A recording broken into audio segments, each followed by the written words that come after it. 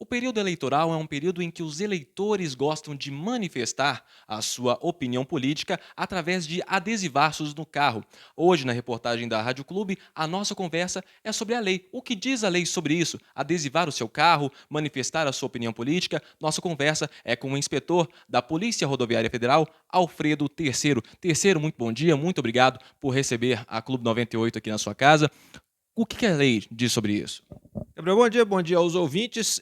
Na verdade, as leis. Nós temos aí um problema de conjugar a legislação eleitoral, inclusive não só a lei, né, que diz respeito a como que se dá o processo eleitoral, mas também resoluções do Tribunal Superior Eleitoral com o Código de Trânsito.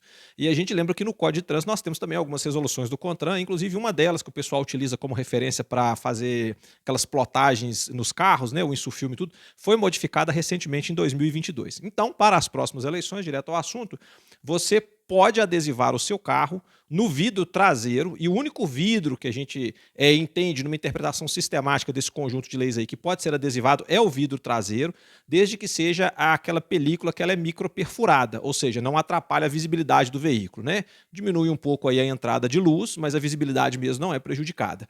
E, eventualmente, quem quiser colocar aqueles outros adesivos, que já são adesivos que não permitem a passagem de luz, na verdade até obstrui a luz e a visibilidade, esses adesivos devem ser colados apenas na lataria do carro. E o adesivo não pode ser superior, pela medida, tanto da legislação eleitoral quanto da legislação de trânsito, ele não pode ser superior a 0,5 m², ou seja, as dimensões do adesivo. E cabe aqui uma observação, que às vezes o cidadão pega um adesivo de 0,5 m² e fala assim, vou colocar um do lado do outro, que aí aumenta, né, a projeção da imagem do candidato. Isso não é possível. A própria lei veda a justa posição de adesivos, que a gente chama isso tecnicamente, colar um do lado do outro. E também só pode colocar um de um lado e outro do outro lado do carro. Ainda que a pessoa pense, vou colocar um na porta dianteira e um na porta traseira, não, é recomendado que pode se configurar, né, como uma infração à legislação aí. E as multas, curiosamente, além da multa de trânsito, ainda vem a multa eleitoral, que pode chegar até R$ 10.000. Até R$ 10.000? Só a eleitoral. A de trânsito, mais R$ 230. Tem mais alguma multa relacionada a esse assunto? Aí a gente lembra que, como estamos em período eleitoral, né, existem outros comportamentos aí que se exige do motorista. Por exemplo, quem vai fazer carreata? A carreata ela não precisa de autorização do poder público, mas há uma exigência de comunicar ao poder público que a carreata vai acontecer e qual vai ser o percurso. Ela deve ser comunicada com 24 horas de antecedência, e aí entra uma coisa curiosa, que é o seguinte: já que vai ter a carreata de um determinado candidato, aquele que comunicou primeiro tem a preferência de utilizar aquelas vias que ele falou que ele vai passar. Então, o outro candidato que eventualmente queira fazer uma carreata e que coincidam os dias, por exemplo, aquele que comunicou depois ficará prejudicado, não vai poder fazer aquela carreata ou deverá utilizar um outro percurso, para fazer um outro percurso, ou pelo menos fazer um percurso em horários diferentes. Aí o objetivo não é a proibição, é sim garantir a prioridade de quem exerceu o direito primeiro, certo? E evitar que o pessoal de um candidato encontre com o outro, aí pode dar problema, né? Às vezes tem um mais exaltado. Então, o objetivo é evitar a confusão.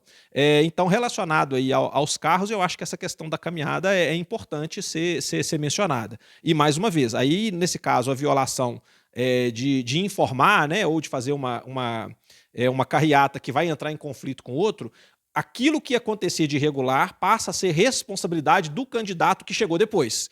E aí, eventualmente, danos patrimoniais, lesões corporais que aconteçam aí, vai tudo ser discutido na justiça. Você que está nesse meio há muito tempo, tem mais alguma regra que às vezes os candidatos ou os eleitores mesmo pecam no período eleitoral? O eleitor, né, às vezes ele está muito emocionado e as eleições municipais elas mexem mais ainda, né, com as emoções das pessoas, apesar de que nos últimos 6 anos aí nós tivemos uma participação mais efusiva, né, do eleitorado, até nas eleições federais também. Mas as eleições municipais sempre foram caracterizadas por essa emoção, por essa paixão. Aí fica, né, alguns detalhes a se lembrar, como, por exemplo, como que o eleitor deve se portar no dia da eleição propriamente dito, né? Que é aquela manifestação silenciosa, evitar aglomerações, já não é proibido mais, né, 24 horas antes da eleição, manifestação com carro. aí já entra até em outras áreas que não são só de trânsito, mas aí a gente já lembra aí que aplica-se o bom senso e, acima de tudo, evitar o tumulto, né?